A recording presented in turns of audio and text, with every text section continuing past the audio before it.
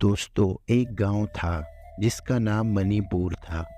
मणिपुर एक बहुत खूबसूरत गांव था और उसमें एक अज्जू सेठ रहता था। अज्जू सेठ बहुत ही चालाक और शफ़ाक इंसान था। अज्जू सेठ अक्सर दूसरों की मजबूरियों से फ़ायदा उठाकर उनसे ज़मीन हथिया लेता और बहुत नुकसान देता। उसी गांव में एक मुकेश नाम का व्यक्ति रहा करता था। मुकेश की मां बीमार पड़ गई और उसको बहुत चिंता होने लगी क्योंकि उसके इलाज के लिए मुकेश के पास पैसे ना थे। मुकेश को अब बिल्कुल समझ नहीं आ रही थी कि आखिर वो अपनी मां के लिए इलाज के लिए पैसे कहाँ से लाए। उसके पास तो बिल्कुल भी पैसे नहीं थे, लेकिन उसकी मां बीमार थी। माँ, तुम्हारी तबीयत तो बहुत ज़्यादा ख़राब है और मेरे पास तो एक फूटी कौड़ी भी नहीं है जेब में, क्या करेंगे? अरे बेटा, मेरी चिंता मत कर। मैं तो ठीक होती रहूँगी, तू मेरी फ़िक्र करना छोड़ दे।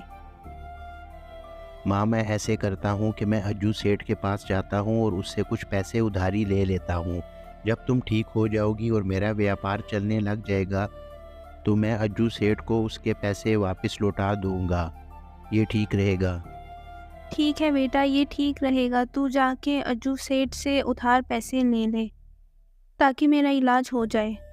यूँ मुकेश अगली सुबह अपने घर से निकलकर अज्जू सेठ के घर की ओर चल निकलता है और सोच रहा होता है कि अज्जू सेठ से अब जल्दी पैसे मिल जाएं ताकि वो अपनी माँ का इलाज करवा सके, क्योंकि माँ की तबीयत तो बहुत ख़राब है और वो माँ पर रिस्क नहीं ले सकता। नमस्कार अज्जू सेठ, क्या हाल है आपका? आप ठीक तो है ना? हाँ, मैं तो ठीक हूँ। तुम सुनाओ, तुम कैसे हो? और सुनाओ, तुम्हारा यहाँ पर आना कैसे हुआ? सब खैरियत तो है? असल में बात यह है अज्जू सेठ कि मेरी माँ की तबीयत बहुत ज़्यादा ख़राब है और उसको शहर के अच्छे अस्पताल में बड़े डॉक्टर के पास लेकर जाना होगा। तो मेरे पास पैसे नहीं हैं, मुझे आपसे कुछ उधारी चाहिए। मेरा जैसे ही व्यापार शुरू होगा मैं आपको वापस लौटा दूँगा। मुकेश, तुम्हें तो पता है कि मेरे नियम बहुत सख्त हैं। मैं तब तक किसी को पैसे उधार नहीं देता जब तक वो अपनी कोई चीज़ मेरे पास गिरवी ना रखवा दे। अगर तुम मेरे पास गिरवी रखवा दोगे तो मैं तुम्हें उधारी पैसे दे दूँगा। अरे सेठ, मेरे पास तो कोई ऐसी चीज़ नहीं कि जिसको मैं आपको गिरवी रखवा सकूँ और आपसे पैसे उधार ले सकूँ। मुझे समझ नहीं आ रहा कि मैं अब आपके पास क्या चीज़ रखवाऊँ कि आप मुझे उधार पैसे दे दें। अरे मुकेश, तुम्हारा वो खेत है ना, वो मेरे पास तुम गिरवी रखवा दो और मेरे से पैसे ले जाओ। जब तुम्हारे पास पैसे हों तो वापस मुझे कर देना और मैं तुम्हें तुम्हारा खेत दे दूँगा। अब माँ से की सेहत से बढ़ के तो कोई चीज़ भी नहीं है। ठीक है सेठ, मैं आपके पास अपना खेत गिरवी रखवा देता हूँ। आप बिल्कुल भी चिंता मत कीजिए। मुझे बस पैसे दे दीजिए, मुझे पैसे ज़रूरत है। यूँ मुकेश सेठ से पैसे ले आता है और सेठ उसकी ज़मीन गिरवी रख लेता है। सेठ ऐसे ही लोगों की मजबूरियों का फ़ायदा उठाकर उनके खेत और ज़मीन गिरवी रख लेता है और फिर उसके बाद उनको वापस नहीं लौटाता। सेठ के जुल्म से पूरा गांव तंग होता है, लेकिन मजबूर होता है कुछ न कुछ उधार लेने के लिए। तो सेठ उनके साथ फिर बहुत बड़ा बुरा सलूक करता है। सेठ की ये आदत बहुत बुरी होती है। मणिपुर में ही प्रकाश नाम का एक व्यक्ति होता है। प्रकाश बहुत मेहनती होता है क्योंकि प्रकाश दिन रात मेहनत करके अपने खेत पे काम करता है और दूसरों से डबल फसल पैदा कर लेता है। प्रकाश की इस आदत की वजह से सभी लोग गांव में उसकी बहुत इज्जत करते हैं। अरे प्रकाश बेटा, कैसे हो और कैसी चल रही है तुम्हारी खेती बाड़ी? अरे मुखिया जी, मैं तो बिल्कुल ठीक हूँ। आप सुनाएं, आप कैसे हैं? और मेरी खेती बाड़ी भी बहुत अच्छी चल रही है आपके आशीर्वाद से। अरे प्रकाश, मुझे पता है कि तुम बहुत मेहनत करते हो और बहुत मेहनत से अपनी खेती बाड़ी करते हो। तुम देखना कि तुम्हें एक दिन मेहनत का बहुत अच्छा सिला मिलेगा। बस यूं ही मन लगाकर अपनी खेती बाड़ी जारी रखो। जी मुखिया जी, आप बिल्कुल ठीक कह रहे हैं कि मुझे बहुत अच्छा सिला मिलेगा। आपको तो पता है मैं डबल मेहनत करता हूँ, इसलिए फसल भी डबल होती है। आप बस मेरे लिए दुआ किया करें ताकि मुझे अच्छा सिला मिले मेहनत का। यूँ प्रकाश अपने खेत में खूब मेहनत कर रहा होता है। प्रकाश बहुत मेहनती इंसान होता है। वो सिर्फ़ और सिर्फ मेहनत पर यकीन रखता है। वो सुबह सवेरे खेत में जाता है और शाम को देर से वापस आता है। वो कहता है कि जब तक मेहनत ना हो तो मेहनत का फल नहीं मिलता। इसीलिए वो खेत में दिल लगाकर मेहनत करता है ताकि फसल डबल हो सके। यूँ समय गुज़र रहा होता है और फसल पक कर तैयार हो जाती है। बहुत अच्छी फसल हुई होती है और प्रकाश बहुत खुश होता है कि उसकी मेहनत का सिला मिल गया। अरे प्रकाश, क्या कहने हैं तेरी फसल के? इस बार तो तेरी फसल बहुत ही अच्छी हुई है, बहुत मुनाफा होगा। हाँ जगजीत, तू सही कह रहा है कि फसल बहुत अच्छी हुई है, लेकिन तुझे तो पता है कि मैंने मेहनत भी कितनी की थी, इसलिए मुझे मेहनत का सिला मिला। तू सुना, तेरी फसल कैसी हुई है? तेरा खेत कैसा है? अरे प्रकाश, तुझे पता है हम दोनों ही मेहनती हैं। तेरी तरह मेरी फसल भी बहुत बढ़िया हुई है और हम दोनों को ही मेहनत का सिला मिला है, इसीलिए अच्छी फसल हुई है। एक रात गांव में बहुत ज़ोरों की बारिश हो जाती है और उस बारिश की वजह से गांव की सारी फसलों को नुकसान पहुंच चुका होता है।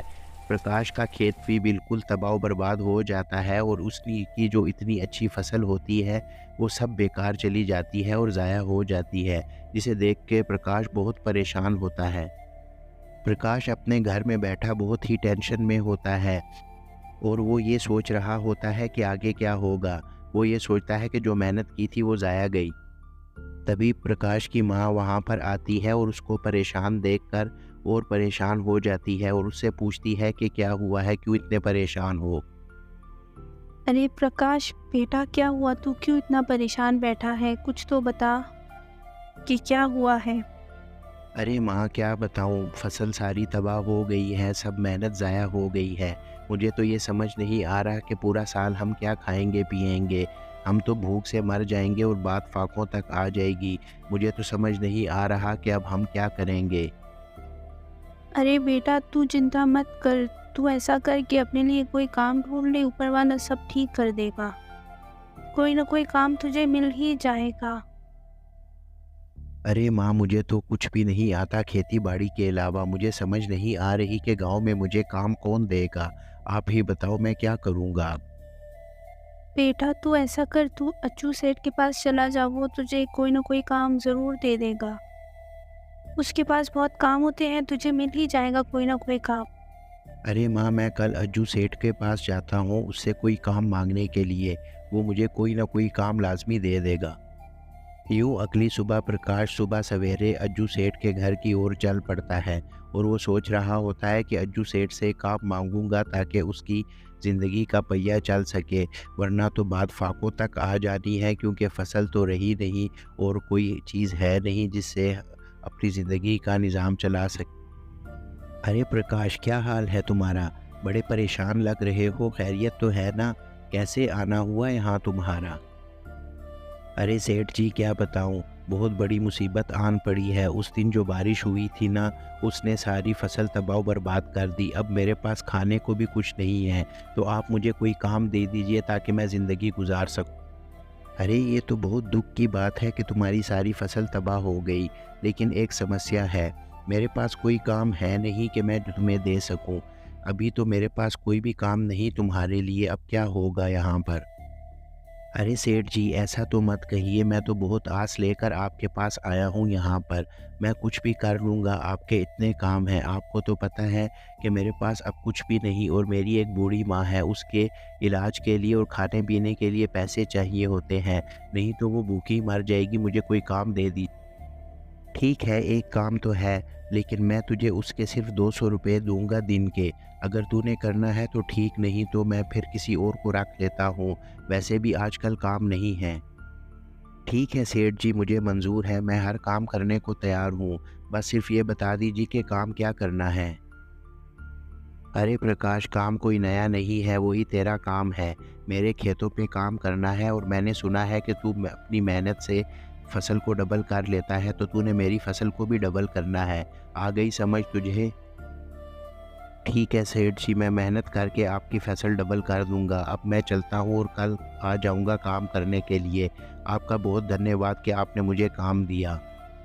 प्रकाश के जाने के बाद सेठ बहुत खुश होता है, क्योंकि प्रकाश बहुत मेहनती होता है और ये बात सेठ को अच्छी तरीके से पता होती है।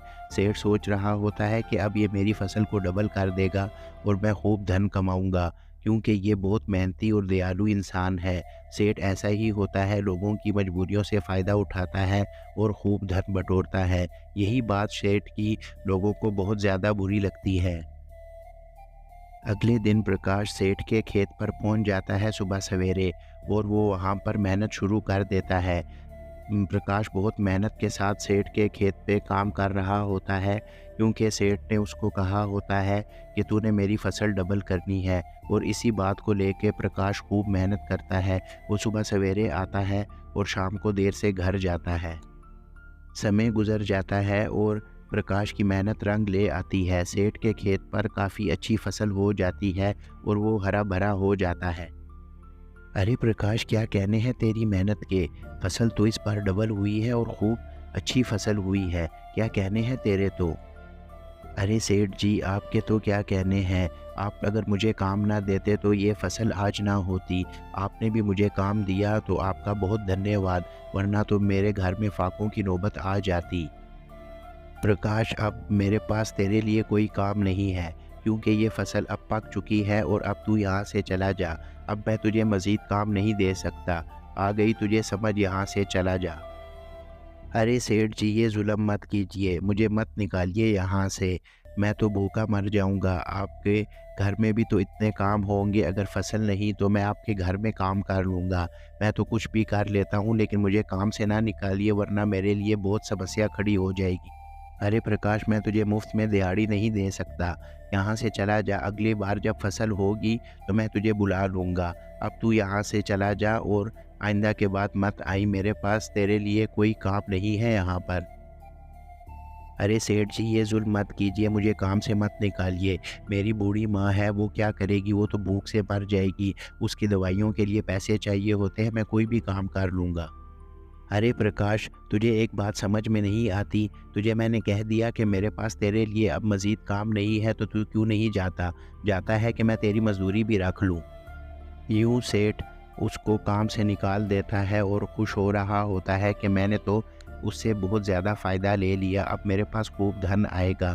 यही सेठ की बुरी आदत होती है कि वो लोगों से फ़ायदा लेकर उनको निकाल देता है।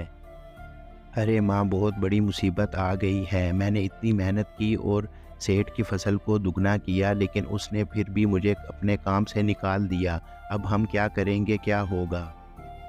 बेटा तू चिंता मत कर, ऊपर वाला कुछ न कुछ अच्छा कर देगा। अभी तू बैठ, मैं तेरे लिए खाना लगाती हूँ। तू पूरा दिन का भूखा है, खाना खा ले और चिंता मत कर, कुछ ना कुछ अच्छा हो जाएगा। कोई ना कोई काम तुझे मिल जाएगा। अरे माँ, अगर काम ना मिला तो फिर क्या होगा। हमारा गुजारा बहुत से होगा। अगर काम ना मिला तो बात फाकों तक आ जाएगी और हम भूखे मर जाएंगे। तू ऐसा कर, तू कल सुबह जाके फिर से अच्चू सेठ की मिन्नत कर, वो तुझे ज़रूर काम पे रख लेगा। अभी तू चिंता मत कर और खाना खा ले। तू बहुत ज़्यादा थका हुआ है। ठीक है माँ, मैं अब खाना खा लेता हूँ और कल सुबह जाकर फिर उसकी मिन्नत करूँगा, ताकि वो मुझे काम दे सके। अरे सेठ जी, मुझे काम दे दीजिए, वरना मैं तो भूखा मर जाऊँगा। मेरी बूढ़ी माँ है, आप कुछ तो रहम कीजिए। आपके पास कोई तो काम होगा कुछ करने के लिए, लेकिन आप मुझे काम दे दीजिए। अरे प्रकाश, तुझे एक बात समझ में नहीं आती। मैंने जब तुझे उस दिन बोल दिया था कि मेरे पास कोई काम नहीं है तेरे लिए, तो फिर क्यों आया है वापस यहाँ पर। यहाँ से चला जा, मेरे पास कोई काम नहीं है तेरे लिए। अरे माँ, मैंने आज भी अज्जू सेठ की इतनी मिन्नत की, लेकिन उसने मुझे आज भी काम नहीं दिया। अब क्या करेंगे माँ, मुझे तो कुछ समझ नहीं आ रही। आपकी दवाई के पैसे भी नहीं हैं अब। अरे बेटा, तू मेरी दवाई की फ़िक्र ना कर, तू बस कोई काम ढूँढ ले अपने लिए, नहीं तो बात वाक़ई ही फाकों तक पहुँच जाएगी। तू कल जाके फिर से अज्जू सेठ की मिन्नत कर, क्या पता उसके दिल में तेरे लिए दया आ जाए और वो तुझे काम दे दे। माँ, मुझे बहुत भूख लगी है, मुझे कुछ खाना दे दीजिए ताकि मैं खा सकूं। कल फिर सेठ के पास जाऊंगा उसकी मिन्नत करने के लिए। बेटा, घर में तो खाने के लिए कुछ नहीं है, मैंने भी सिर्फ पानी ही पिया है, तो भी सिर्फ पानी पी के ही सो जा। ऊपर वाला सब ठीक करेगा। अरे सेठ जी, मुझे कुछ काम दे दीजिए। कल रात को भी मेरी माँ और मैंने कुछ खाना नहीं खाया, बल्कि हम सिर्फ पानी पी कर ही सो गए। आप मुझे काम दे दीजिए। अरे प्रकाश, तू तो बहुत बेशर्म है। तुझे मैं एक बार कहता हूँ के मेरे पास कोई काम नहीं तेरे लिए, तू क्यों बार बार मेरे पास आ जाता है? चला जा यहाँ से, नहीं तो मेरे से बुरा कोई नहीं होगा। चला जा अब यहाँ से। मैं एक काम करता हूँ, मैं अपने भाई के घर साथ वाले गांव में चला जाता हूँ। यूँ प्रकाश से मेरी जान छूट जाएगी और वो जब आएगा तो मेरे घर को ताला लगा होगा और वो फिर वापस चला जाएगा। मेरी आबो हवा भी बदल जाएगी और प्रकाश से भी जान छूटेगी। यूँ अगले सुबह सेठ अपने भाई के घर साथ वाले गांव में जा रहा होता है और वो सोच रहा होता है कि अब इस तरीके से प्रकाश से जान छूट जाएगी, नहीं तो ये तो बहुत ज़िद्दी इंसान है, ये तो बाज ही नहीं आता किसी चीज़ से। मैं इसको कहता हूँ कि मेरे पास काम नहीं है, ये बार बार फिर आ जाता है काम मांगने। अगले दिन प्रकाश फिर सेठ के घर आता है उससे काम मांगने के लिए, लेकिन वो ये देखता है कि सेठ के घर को तो ताला लगा हुआ है और वो वहीं पर बैठ जाता है। मैं ऐसा करता हूँ कि सेठ के इंतज़ार में यहीं पर बैठ जाता हूँ, ज़रूर वो किसी काम से कहीं गया होगा और वो आता ही होगा। आज फिर मैं सेठ की मिन्नत करूँगा और उसे कहूँगा कि मुझे काम दे दे। अगर सेठ ने मुझे काम दे दिया तो मेरी ज़िंदगी थोड़ी सी आसान हो जाएगी और मेरी ज़िंदगी का पहिया घूमने लग जाएगा, क्योंकि बग़ैर काम किए तो गुजारा नहीं है और बात तो फाकों तक आ ही गई है। प्रकाश वहीं पर बैठकर सेठ के घर के बाहर इंतज़ार कर रहा होता है कि वहीं पर उसको दो आदमी नज़र आते हैं उधर आते हुए। अरे उस्ताद, आज तो बहुत अच्छा मौका है सेठ के घर चोरी करने का। आज उसके घर को ताला लगा हुआ है और कोई है भी नहीं यहाँ। अरे हाँ करमू, तू बिल्कुल ठीक कह रहा है कि आज तो ज़बरदस्त मौका है यहाँ पर चोरी करने का। आज हम इस तरह चोरी करेंगे कि सेठ पूरी उम्र याद रखेगा। मैं घर के अंदर जाता हूँ, तू बाहर मेरा इंतज़ार कर और चोरी करते ही यहाँ से भाग जाएंगे।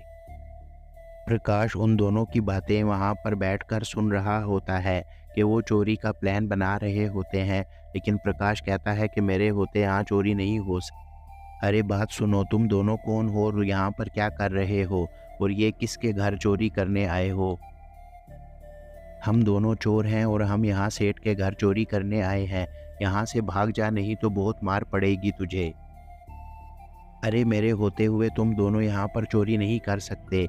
मैंने सेठ का नमक खाया है और मैं यहाँ पर तुम लोगों को चोरी नहीं करने दूंगा। आ गई समझ तुम लोगों को? लगता है तुम्हें मेरी बात समझ नहीं आई। यहाँ से चला जा, नहीं तो बहुत मारूंगा। मैं तुम्हारा अभी बंदोबस्त करता हूँ, देखो अब मैं तुम्हारे साथ करता क्या हूँ। यूँ वो दोनों चोर प्रकाश को बहुत मारते हैं और प्रकाश को इतनी चोटें आती हैं कि वो ज़मीन पर गिरकर बेहोश हो जाता है। उसकी हालत बहुत ज़्यादा ख़राब होती है। उसको एक आदमी देखता है, वो आदमी प्रकाश को उठाकर उसके घर ले आता है।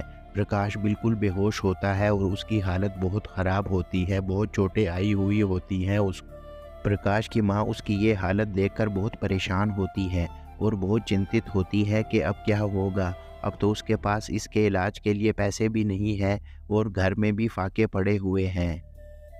अरे दीपक, बहुत दिन हो गए हैं तुम्हारे पास रहते हुए। अब मैं यहाँ से जा रहा हूँ, मुझे कुछ काम है अपने गांव में, तो इसलिए अब मैं चलता हूँ। अरे भैया जी, कहाँ जा रहे हैं? थोड़े दिन और रुक जाते हैं यहाँ पर। अरे नहीं दीपक, मुझे अब जाना होगा, मुझे बहुत ही ज़रूरी काम है अपने गांव में, मैं चलता हूँ। यूँ अज्जू सेठ वापस अपने गांव की तरफ आ रहा होता है और सोच रहा होता है कि अब तो प्रकाश से जान छूट चुकी है। अब मैं मज़े से खूब धन और कमाऊंगा और दूसरों की मजबूरियों से फ़ायदा उठाऊंगा। अरे बहुत दिन हो गए प्रकाश को यहाँ पर आए हुए, मुझे समझ नहीं आ रही कि वो कहाँ है। उसकी खबर लेनी चाहिए, कहीं वो मुसीबत में तो नहीं, इतनी जल्दी वो हार नहीं मानता। अरे अनिल, कैसे हो तुम? ये बताओ, तुमने प्रकाश को कहीं पर देखा है? बहुत दिन हो गए हैं, वो कहीं नज़र नहीं आ रहा। अरे सेठ जी, आप तो बहुत बेवफा आदमी हैं। उसने आपके लिए इतनी मार खाई और आप ये पूछ रहे हैं कि वो कहाँ पर है? वो ज़ख्मी हालत में अपने घर में पड़ा हुआ है आपकी वजह से। अरे तुम ये क्या कह रहे हो? मुझे तो कुछ समझ नहीं आ रही। ज़रा खुल के बताओ, हुआ क्या है? क्यों ज़ख्मी है? और मैं क्यों बेवफा हूँ? मैंने क्या किया है जो वो मेरी वजह से ही ज़ख्मी हुआ है? अरे सेठ जी, जब आप गांव में नहीं थे तो कुछ चोर आपके घर चोरी करने आए थे। उसी टाइम प्रकाश आपके घर के बाहर खड़ा हुआ था आपसे काम मांगने के लिए। उसने चोरों को कहा कि मैंने सेठ का नमक खाया हुआ है, मैं तुम्हें यहाँ पर चोरी नहीं करने दूंगा। इसी वजह से चोरों ने उसको बहुत मारा है और वो अपने घर में है। उसकी वजह से आप बहुत बड़े नुकसान से बच गए हैं और आप हैं कि आपको उसका पता ही नहीं, उसने आपके लिए बहुत मार खाई। अच्छा, मुझे तो ये बात पता ही नहीं थी।